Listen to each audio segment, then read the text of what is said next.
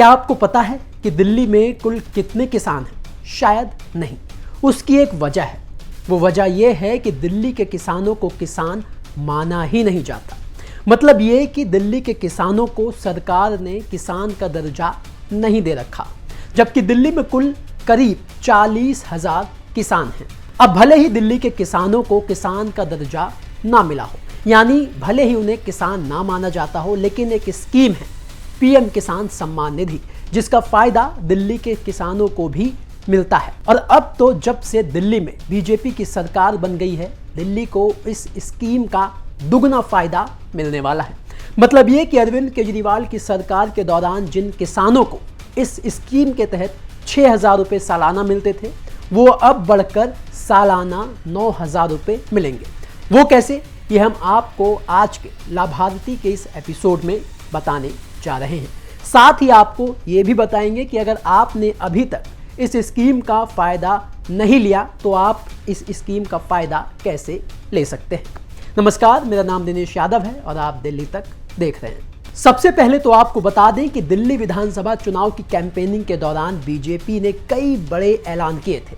उनमें से एक ऐलान था दिल्ली के किसानों के लिए। बीजेपी ने अपने मैनिफेस्टो में कहा था कि दिल्ली में जो पीएम किसान सम्मान निधि के तहत रजिस्टर्ड होगा, उसे बीजेपी की सरकार एक साल में 9,000 रुपये देगी, जबकि केंद्र सरकार की इस स्कीम के तहत पूरे देश में रजिस्टर्ड किसानों को एक साल में 6,000 रुपये मिलते हैं। इसका मतलब ये कि इस स्कीम के तहत पूरे देश में हर 4 महीने में जो किसानों को 2,000 रुपये दिए जाते हैं, लेकिन दिल्ली के किसानों को अब से 3,000 रुपये मिलेंगे। अब जैसा हमने आपको इस वीडियो की शुरुआत में बताया था कि दिल्ली में करीब 40,000 किसान हैं, लेकिन एक रिपोर्ट के मुताबिक इन 40,000 किसानों में से लगभग 1/4 ही इस स्कीम के तहत रजिस्टर्ड हैं। यानी अगर नंबर के लिहाज से देखा जाए तो दिल्ली में करीब 10,800 किसान ही इस स्कीम का फ़ायदा लेते हैं। तो दिल्ली के जिन किसानों ने अभी तक इस स्कीम का फ़ायदा नहीं लिया है, वो इस स्कीम का फ़ायदा कैसे उठा सकते हैं, चलिए ये हम आपको बताते हैं। लेकिन उससे पहले आपको बता दें कि इस स्कीम का लाभ लेने के लिए आपके पास कम से कम 2 हेक्टेयर की ज़मीन होनी चाहिए। यानी अगर आपके पास 2 हेक्टेयर ज़मीन है या उससे कम है तो आपको इस स्कीम का फ़ायदा मिलेगा। अगर उससे ज़्यादा है तो आप इस स्कीम के लिए एलिजिबल नहीं होते। इसी के साथ आपको बता दें कि अगर आप इस स्कीम के तहत रजिस्टर्ड करना चाहते हैं तो आपको सबसे पहले पीएम किसान सम्मान निधि योजना की आधिकारिक वेबसाइट यानी कि pmkisan.gov.in पर जाना होगा। वेबसाइट पर जाते ही आपके सामने होम पेज खुल जाएगा। होम पेज पर आपको फार्मर कॉर्नर में मौजूद न्यू फार्मर रजिस्ट्रेशन का ऑप्शन दिखाई देगा, उस पर आपको क्लिक करना है। उसके बाद आपके सामने एक नया पेज खुलेगा जहां आपसे आपका नाम, मोबाइल नंबर और स्टेट पूछा जाएगा।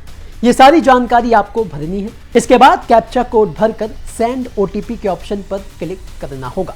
ओटीपी मिलते ही आपको उसे भरकर सबमिट के ऑप्शन पर क्लिक करना है।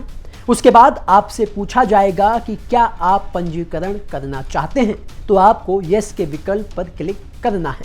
अब आपके सामने एक पंजीकरण फॉर्म खुलेगा जिसमें आपको ये जानकारी भरनी होगी, जैसे कि अपना आधार नंबर, मोबाइल नंबर, राज्य का चयन, जिला, ब्लॉक और गांव का नाम, बैंक खाते की जानकारी वो भी IFSC कोड के साथ, और भूमि की जानकारी यानी कि आपके पास कितनी भूमि है और वो किसके नाम पर है।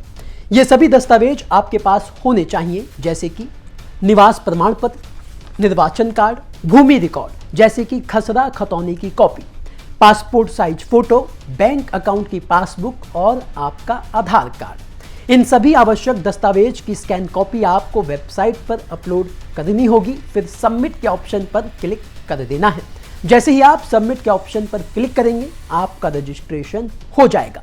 इसके बाद आपको एक किसान ID मिल जाएगी। तो रजिस्ट्रेशन करने के बाद स्थानीय कृषि विभाग की तरफ से एक अधिकारी आपके द्वारा दी गई सभी जानकारियों को चेक करेंगे, और अगर आपके द्वारा दी गई सभी जानकारियां सही पाई जाती हैं तो आप इस स्कीम के तहत रजिस्टर्ड हो जाएंगे और उसके अगले ही महीने से यानी अगले ही क्वार्टर से आपको पीएम किसान सम्मान योजना की किस्तें मिलनी शुरू हो जाएंगी। हाँ, एक और बात, इस स्कीम का लाभ वही ले सकता है जिसकी जमीन उसके नाम पर है। यानी अगर जमीन पति के नाम पर है तो इस स्कीम का लाभ पत्नी नहीं ले सकती, और अगर पत्नी के नाम पर जमीन है तो इसका लाभ पति नहीं ले सकता। यानी एक लाइन की बात यह है कि अगर आपके नाम पर आपकी जमीन है, कृषि वाली जमीन, तो ही आप इस स्कीम का लाभ ले सकते हैं। तो अगर आपने अभी तक इस स्कीम का लाभ नहीं लिया तो जो जानकारी हमने आपको दी है उस जानकारी को फॉलो करके आप इस स्कीम का लाभ उठा सकते हैं। तो आज के एपिसोड में ये जो जानकारी हमने आपको दी, ये आपको कैसी लगी ये कमेंट करके ज़रूर बताइएगा। साथ ही अगर आप दिल्ली की किसी योजना के बारे में जानना चाहते हैं तो वो भी आप कमेंट करके बताइएगा। उस पर सारी जानकारी के साथ एक डिटेल वीडियो हम आपके लिए ज़रूर बनाएंगे।